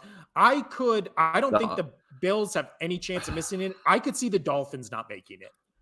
So I can see the Dolphins not making it as well. Like, again, the Patriots, Dolphins, Jets, I think Patriots are going to have a good defense and a good run game, but that's not going to win them all the games they need to win. Jets, I really wonder if Aaron Rodgers is going to get flustered, and especially if he starts off bad. I can see that being such a big hype that's going to end bad, but we'll see. But if not, if it doesn't, they're going to be a good team. So, but those are going to be the projections. If I've contradicted myself, anybody, please call me out. Well, no, these are final predictions. So these outweigh anything we've done on the preview. Well, you also backtracked on your fucking Steelers hate, jumped on my Steelers bandwagon. No, I don't hate them. I never said they were going to be worse. Like, I mean, I still have the comments Bengals. I read in our comment section said you hate the Steelers.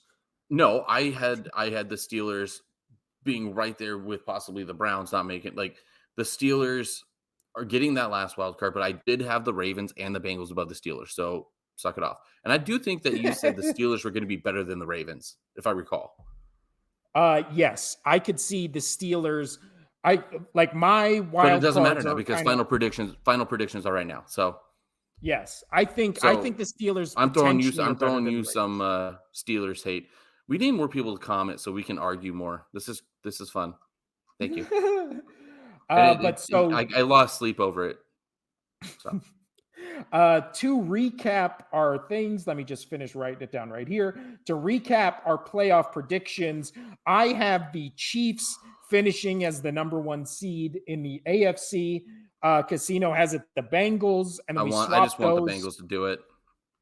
I agree. I think we both said that if our teams don't make the Super Bowl this year, we're rooting for the Bengals to make it.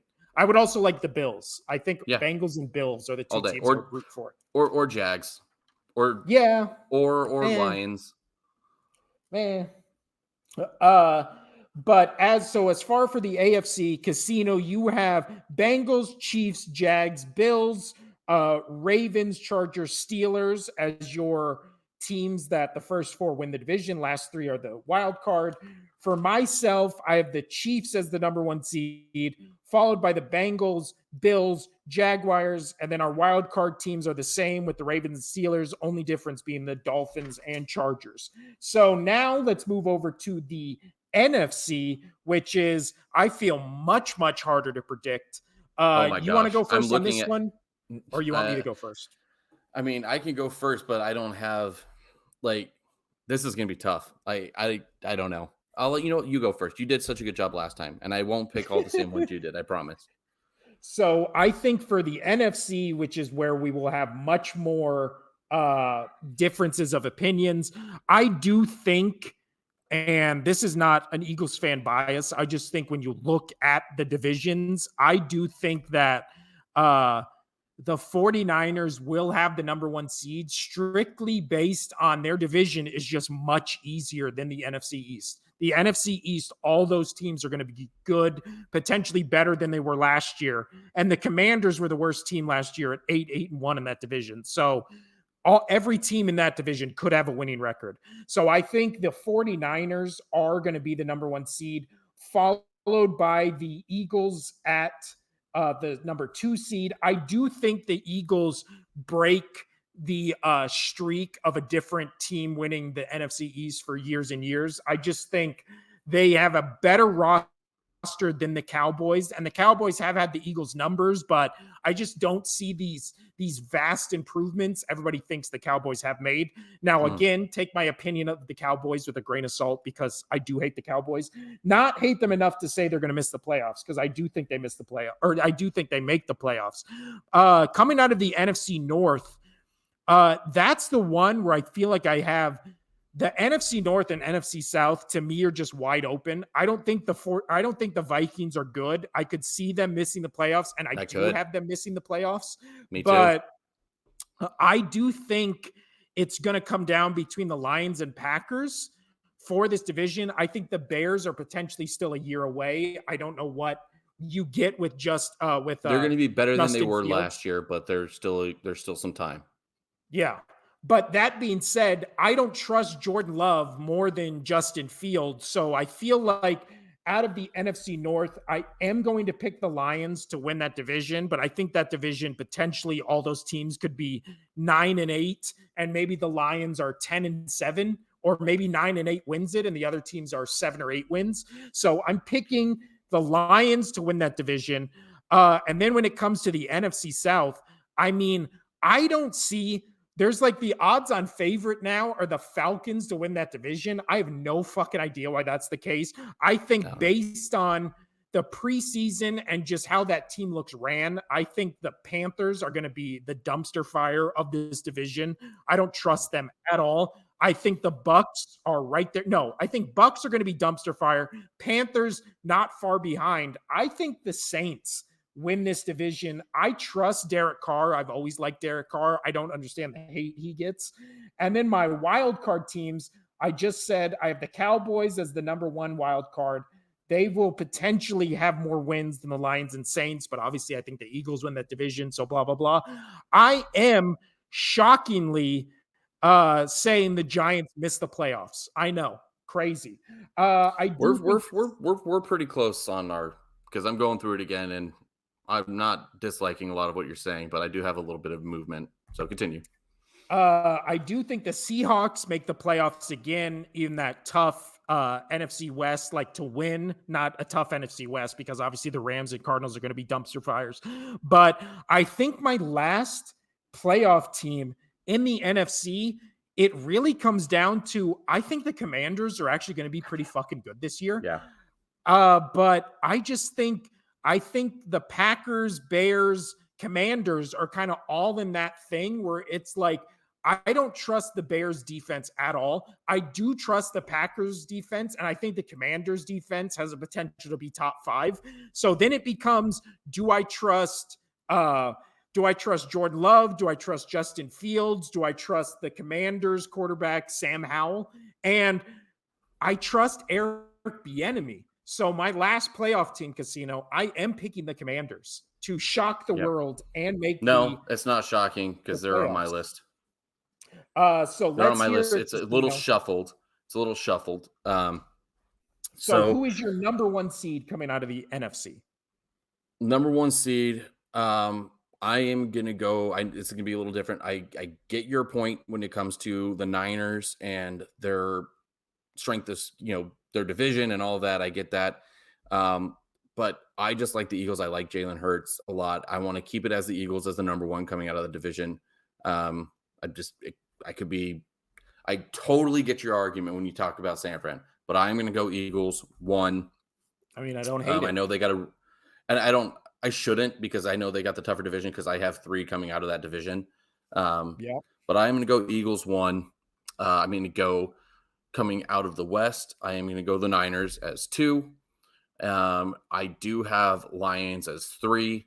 And oh man, I know that you keep saying the Panthers are a dumpster fire, and I'm there with you. I want them to be so much better than they are gonna be. I want them to be so much better. I was so hyped on that episode when we talked about the NFC South, and I had the Panthers winning that division. I think the Saints are going to win that. I don't think the Falcons. I do have the Panthers over the Falcons and the Bucks, personally, but I do think you're right. I do like Carr. I think the Saints are going to win that division. So there's my top 4. This is where we might differ a little bit. Who did you have first? I'm sorry. Who did you had Cowboys as the first? Yeah. So I do agree with you there. I'll have Cowboys as the first. Did you say you had Seattle, then Washington, right? Yes. Flip those for me. I have actually. Ooh. I actually have Washington up. I have them good. I think they're going to be good as long as Hal can play well. I do think the Seahawks are still a playoff team, but I do like the Commanders. I think they're good, and Giants. I think they're going to just fall off the cliff. But I mean, the hardest division is the NFC East by far, and you're going to get you're going to fill. Yeah, you're going to get all those players, all those teams in outside of the Giants. I think the Giants are going to fall apart again because it all comes down to Daniel Jones. I like him, but he just can't do it himself. So that's what. So it's a little different. It's a little different. I have two different than you on there, but we do have all the same teams. It sounds like we have the same teams for each division. They're just jumbled up, or for each conference, they're just jumbled up a bit. Well, besides, our only difference is Chargers and Dolphins. That's literally our only 2 different teams. You have Dolphins. I have Chargers. Yes. Yes. And that should be a bet. Who makes it to the playoffs? Who doesn't? Chargers or Seahawks, or Chargers or Dolphins? What do you want to bet? That's going to be. I'm all for that's it. going to be at the end. That's going to be a +5 for our picks casino. No. I mean, we could do that, but I also want a real bet. Let's bet. Okay. What do you want? I don't know. I'm asking you. I asked you the thing. Loser of that bet has to do an entire podcast naked. You have to sit here and record our podcast at the end naked. Just for the humiliation. No. Sorry. All right. Then we have a whole season to decide. We'll come up with it. Leave some comments. Leave some comments and make it at least reasonable. No tattoos, stuff like that. No naked podcast. I thought that was a great idea. No, fuck off. You're so dumb. All right, but now leave us something. I agree with Casino. Before we jump into picks, which will be the last thing before we head out of here, who do you have as the Super Bowl matchup and winner going into this season, Casino?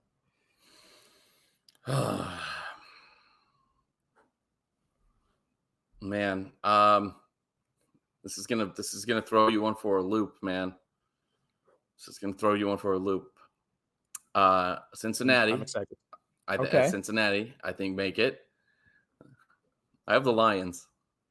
Get the fuck out of here. You got the Bengals versus the Lions? Oh, yeah. Lord. Oh, Lord.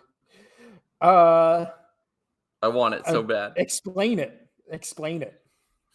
I position third. I like it. If that's where I have the Lions. I think if they make the playoffs and they win a few games, they're going to be so hyped. I think that offense is up there, in my opinion, with Cincy's offense and with Patrick Mahomes, as long as he has Kelsey.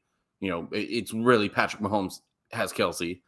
That I like the overall offense for Detroit a lot. And I think that this year, just like last year, it's going to be a shootout for the Super Bowl. And defense is out the window. This feels like college now in the NFL. So I could see the Lions pulling it off. I could see them really. It comes down because they're in my opinion, they're making the playoffs. I think they're going to win their division. It's going to come down to a few games in the playoffs, and they might sneak by with a few games in the playoffs to win them the NFC Championship game. Wow. I was not prepared for that. I know you weren't. That caught me very off guard. I do think, what is it? I was just going to go chalk, and I was going to say Chiefs versus Eagles again, the rematch, just because I think the Chiefs and Eagles I don't have think the the Chiefs clearest make it. path to it. I'm the Chiefs right make there it. with you. I'm going with what I thought was going to happen last year. I think it's going to be Bengals versus Eagles in the Super Bowl. And I think the Chiefs will not make it, yeah. I just think the Chiefs, everybody forgets in the Patriots Tom Brady dynasty, there was a 10-year gap where they couldn't make it back to the Super Bowl because making it to the Super Bowls many times in a row is fucking hard. No, they made it back to the Super Bowl. They made it back to the Super Bowl. They just lost. Are you sure about that? I thought there was a 10-year gap where they weren't in it because it was the Steelers, Broncos, and one other team in there. But regardless, I just think it's really hard. And again, Kelsey is getting up there in age. We are already starting to see injuries take effect a little bit. And again, everybody loves Patrick Mahomes. I do think he's really going to feel the loss of Eric Bieniemy this season because I think obviously you still have Andy Reid, but you also have to have like some sort of playmaker. So let's say this injury worsens, God forbid. You're completely wild, bro. Because they then maybe it was they didn't win for 10 years. That's what it was. That's what I was telling you. Yeah. So how it goes is they won it. They did the win where they won it. They went 2 times. They went in 86 and 97. And then they went in 02, 04, 05. And then they lost in 08. They lost in 12. And then they went back into 15. So it was 10 years since they won, but they had made the trip 2 other times and the AFC Championship game like 6 times or something like that. Yeah. And I just think people forget the Bengals were 1 play away from beating the Chiefs in the playoffs. And then they got that garbage fucking penalty that obviously led to the Chiefs having the opportunity to win that game. I just think Cincinnati still has the Chiefs number. And I think the Chiefs have gotten worse, like just in terms of personnel and coaches. And the Bengals are kind of just the same team that has owned this Kansas City Chiefs team, except that one time. Like everybody acts like the Chiefs blow these teams out. Like every Cincinnati Chiefs game is like literally within a field goal of each other. So I just think the Bengals finally kind of beat. I mean, I know they did that one year and then they didn't win, but yeah. I think it's Bengals, Eagles in the Super Bowl, and then it becomes Bengals, Lions. Like Bengals, Lions. We're both picking Bengals. I do also think this is one of those things like the Bills where it's kind of like the Super Bowl window is closing for this iteration of the Bills and Bengals. So it's kind of like shit or get off the pot. I would love an AFC Championship game where it's Bills Bengals instead of Chiefs versus either of those teams, just because I hate the repetitive nature of seeing the same fucking team year after year after year. Not if it was your team. Trust me. Yeah. Well, I think with my Eagles, I think they have just gotten, for everything they lost, they replaced. The only question mark I have with my Eagles team that I think it'll take a month to finally see what it is they lost their offensive coordinator, who I think is a big deal. And then they lost their defensive coordinator, which I don't think is that big of a deal. So I really just want to see how the offensive play calling is the first month of the season and to see it like how it looks, because the coaches basically came out and said they showed nothing in the preseason because they started nobody. So why would they show any plays? So they just ran a vanilla offense, and then you hear stuff coming out of the joint practices, which is the Eagles' offense is electric. So I'm still a wait and see with them, but I think they course correct and kind of have that hunger from not winning it last year. I think Hurts, the soundest bet I can make this instead of season vanilla, is Hurts gets better. instead of vanilla, they're a little bit more Neapolitan. Yeah, and everybody loves Neapolitan. I They light it love a up. Neapolitan milkshake. They're It's the great. best. It's They're the great. best. You're like, ooh, chocolate. Ooh, strawberry. Where did strawberry come from? I haven't had that in a while. How's it going? So And then you're like, your oh, I'm used to my vanilla. I'm used to my vanilla. Sorry. so your insane pick of Bengals Lions makes me feel better for my pick of the Broncos last year. So now we can make fun of you this entire season instead of me. But who do you have winning your Super Bowl matchup, Casino? Cincinnati. All I right. have Cincinnati winning the Super Bowl this year. I have my Eagles. I would not be shocked if it's the Bengals. I'm more hoping than I am, saying it's going to be the Eagles. I'm crossing my fingers because I cannot Cross take your another toes, Eagles too. Super Bowl loss. But all right, Casino. Last bit or last thing we'll do before we dive into the picks, real quick. Who do you have being MVP? Who? Shit, that's a good one. MVP for the regular season. This might shock you. Because I think that I'm going Trevor Lawrence. You know what?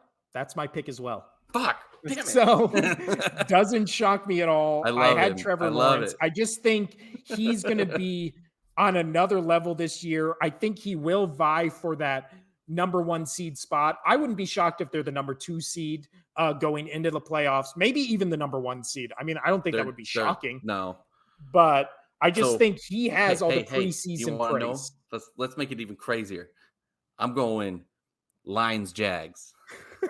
Lions Jags. No, that would be the lowest rated Super Bowl ever. Lions Jags. No. I am going Lions Cincy, but the Jags is a fun one to hope for. Would not be that be Lions Jags. That'd be crazy. That'd be crazy to see. It would be such a low rated Super Bowl. It might be the highest rated Super Bowl because everybody's like, what the fuck? Holy But I also think if it's not Trevor Lawrence, I do think it's either Mahomes. We don't have backup picks. Well, I mean, getting votes. No. And then I think Hurts is really going to have a great season. But I agree with you. It's going to be Trevor Lawrence. Hurts. Yeah. All right, Casino. Last thing before we get out of this long show. Let's do our picks for week 1. It starts all over again. You shockingly won last season. I didn't shockingly win. I was good last year. But don't forget, I went undefeated in my playoff picks, except when it came to the Super Bowl. So I'm on a hot streak, Casino. Bit of a hot streak. Let's start week 1. We'll just start with tonight's game, which is fucking crazy to say. Lions, Chiefs. Casino's picking his Super Bowl pick, Lions. I am. I have to. I have to do it this time. I don't have nearly enough faith in the Lions as you do. I do think Chris Jones will be interesting to see how this defense is impacted by that. I want to see more. Probably outside of the Bengals, the best offense in the league. Yeah, I'm going Lions. Yeah, I do want to see how the Lions hold up against this Chiefs, or I do want to see how this Chiefs defense holds up against this Lions offense. I do think it'll be a closer game than people think it is. The line right now is like 5.5, but I'm still picking the Chiefs. I just trust Andy Reid and Patrick Mahomes week 1. Now let's go to the Sunday games. First game on the docket, a barn burner, Casino. The Carolina Panthers at the Atlanta Falcons. Who you picking? Panthers, Falcons. Because I want this Falcons train to just end, this random hype all of a sudden. I'm going Panthers. Ooh, nice. We're both starting with different picks because I'm picking the Falcons. I just think they're better than the Panthers. I don't trust the Panthers at all. I am completely off the Panthers. You're going onto the preseason. You're loving the preseason too much. I just think what we saw. You're loving the preseason too much. Maybe, but it'll be interesting to see Bijan Robinson, and then that quarterback battle will be Desmond Ridder against CJ Stroud. Or not CJ Stroud, Bryce Young. So, but CJ Stroud is in the next game, which is the Houston Texans at the Baltimore Ravens. We can just pass. Just mark us down for the Ravens. Let's move on. Yeah, I think this is potential to be blowout of the week. It possibly. My blowout of the week's in a couple down, but So let's go. Up next is the Bengals at the Browns. Dare I say the first of the season that is a sneaky. Interesting game? Sneaky. I'm going Bengals on this one, but I think the Browns are going to play pretty well. Like I said, I like the Browns. I think they're going to play well this season, but they're just in a tough division, tough conference again. That they're going to play well, but they're going to be short of the mark every single game. Yeah, and it'll be interesting to see how Burrow is affected by that injury, if any. But yeah, I agree with you. I think Browns will be a tougher team this year than they were last year, but I'm going Bengals, especially with Joe Burrow in the starting lineup. Next game is the Jacksonville Jaguars. This is the one I'm thinking that's going to be blowout of the week. Oh, I think Jags Colts. I think Jags are going to smoke them out. Just wreck them. I mean, the Colts are missing. The Colts are missing their running back, man. That's true. I was going to try to make a case for the Colts, but rookie quarterback going against this underrated Jags defense, and then you obviously have maybe a top 5 explosive offense in the league. I think it's Jags all day, like you. And then Colts, like I said, are going to miss. They're missing their best player for the first 4 weeks, so they're going to get absolutely rolled by the Jags. Just absolutely rolled. It's done. I do think that the Colts are going to be a hard out this year because I think they will be in the same boat where the Bears were last year, where it was like the Bears still got the overall number 1 pick, but they were in every game. Justin Fields had like 2 or 3 wow plays that were replayed in highlights all week. I think that Anthony Richardson for the Colts, I think that has that potential where he has like 2 or 3, like, oh my God, how the fuck did he do that? Plays of the week. And I think the Colts will be in most of their games, but they will eventually lose. Next up, maybe our first this is going to be a god-awful game of the week, which is the Tampa Bay Buccaneers at the Minnesota Vikings.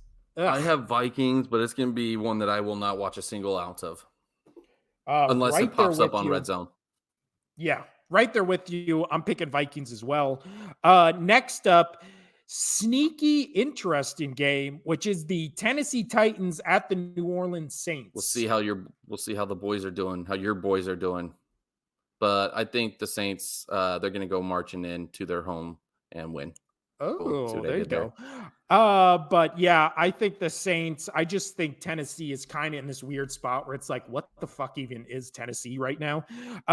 Next up, my upset pick of the week, Casino, San Francisco 49ers at Pittsburgh Steelers. I'm going Steelers. I'm going Niners just to spite that commenter. That's my own, yep. I've been waiting for you to ask me that one. Niners. I think this has potential to be game of the week. I don't think there's a better matchup of all the games. Maybe Chiefs Lions is really good. No, I think, well, yes, Chiefs Lions, that's going to be a good one. But yeah, I think this is going to be a really fun game to watch. This is going to be the best AM game to watch on Sunday for sure. Hands down. 100% agree. Especially when the next game is Arizona Cardinals at Washington Commanders. Yeah. Commanders all day. Arizona, again, I will probably pick against them almost every single week, except for maybe the Rams, but we got to see how the personnel are playing out during that week. I don't care if Kyler Murray comes back. I'm picking against the Cardinals every single week. Fair enough. Starting this week. So you said that so we're going to move on down to the next one because I'm going to take over here. You've been blasting me with the first pick, so I'm going to give it to you now. So as you were saying, Niners, Steelers, possibly the best game of the week. I think the most fun game of the week is going to be starting off. Who doesn't like a Packers Bears? Like who doesn't like that game? Like that's always fun to watch. It's a fun rivalry. This will be an interesting one to see. I am actually going with the home field. I'm going to go with the Chicago Bears over the Green Bay Packers. Ooh, I know I should give it to you, but I know I said I was going to give it to you first. but I was excited about this one. I am going to go Bears over the Packers. Interesting. I still am going Packers over the Bears, and I think only because I trust the Packers defense more than I trust the Bears offense. Or no, more than I Nah. trust the Bears defense. I mean, I don't think the Bears Okay. defense is going to be any good. So I'm picking Packers. I think this will be a low scoring game, but I think the Packers pull it out. Got it. So moving on to the next one, I will prompt this up to you. Talk about another fun rivalry game. You have the Broncos. Oh yes, Mom's got to grab that. Broncos versus the Raiders. Who do you got?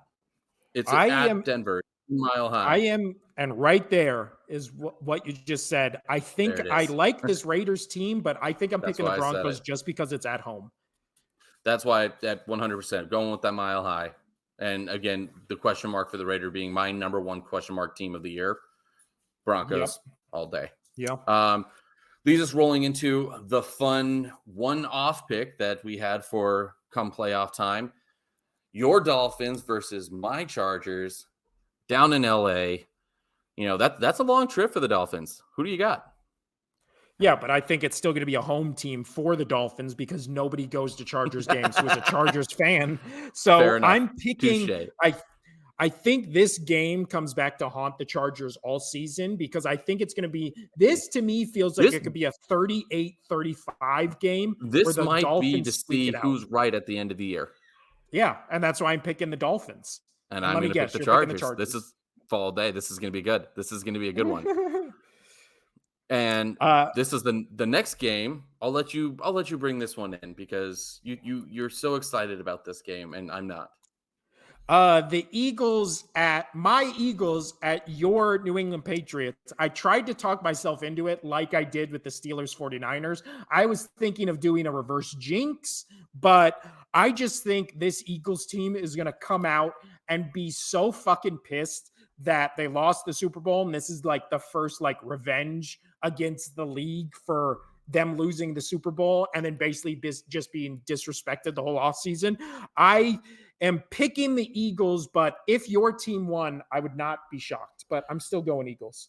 And I'm going Eagles because I'm not an idiot. Would I be uh, delighted? Would I be delighted and spend a half hour in the bathroom if the Patriots won all day? But I'm going Eagles. and I'm mostly going Eagles just because I don't know what you guys are going to be on offense. I do think your defense is going to be great, but offense, I just We're don't running know as who's long going as to you can beat stop the us. run. If the Eagles can stop the run, you'll be just fine because the Patriots have virtually they have Parker and the Juju Smith-Schuster. Yeah. Well, and the from defense, everybody's been talking about Jalen Carter from the Georgia Bulldogs and all that kind of stuff. They forget that Jordan Davis last year, when he was on the field, he made the run defense like I think the run when he was off the field was like 10 yards per attempt. When he was on the field, it was less than 5. So him being that giant run stopper in the middle makes this defense infinitely better. And then you throw in Jalen Carter, Jordan Davis, just in the middle with everybody else. I just think, yeah, this defense is going to potentially be way better than they were last year. But we got 3 more games, Casino. Walk us through them. You got it. Next, we got LA Rams at the Seahawks. And who do you got? I don't even think it's a question. I think it's Seahawks all day. Mark it Blowout down. of the week. No, Blowout the of the Jags. week potential. No, you got to pick one. I picked the Jags. So that's that. Moving on to the next one. Your division rivals. You have Cowboys at the New York Giants. Who'd you got? I'm picking Cowboys. I honestly think I don't think this game's gonna be close. I think Giants are coming in with so much hype, but the Cowboys, they've owned the Giants. They've kind of owned this division, which is weird that they're never like they don't go as far in the playoffs as the Giants or Eagles usually do. But I just think when it comes to regular season division games, like the Cowboys are just good and they beat up on the Giants all the time. I'm picking Cowboys. Let me ask you this. Over or under 10 news outlets saying the Cowboys, after they win this game, going to the Super Bowl. Over or under 10? They're already saying that now. So over. They're uh, and then you have that wonderful Monday night game because why? Because everybody loves Aaron Rodgers and Oh, he wait, can who are go, you picking? Cowboys or oh, Giants? Cowboys all day. All day. In that game, all day. I don't have any faith in the Giants this year. I do like Daniel Jones, as I talked about, but no, it's done. So the last, but certainly not least, we are going Bills at the Jets. Jets, Jets, however it goes. I don't fucking know, and I don't fucking care because they're going to get rolled by these Bills. And I can't wait to see Aaron Rodgers cry and just I can't wait for it. I'm gonna probably cheer, even if they're going against Houston. I'm gonna probably choose Houston over the Jets because I just want. I said probably not gonna. It's not gonna be, but in my head, I want to say that I hate the Jets.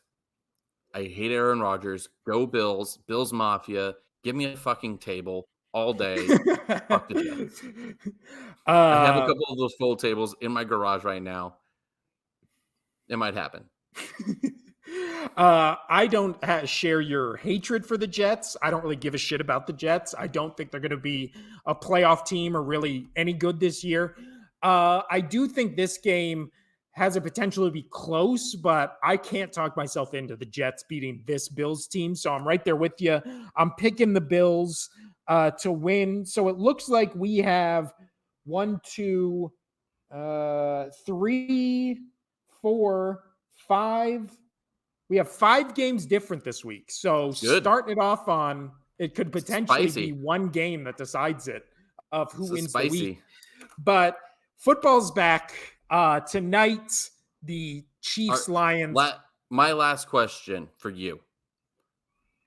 Are you in one fantasy league or multiple? I am in 2 at the moment. I think I'm going to try to do 2 more before the game start on Sunday.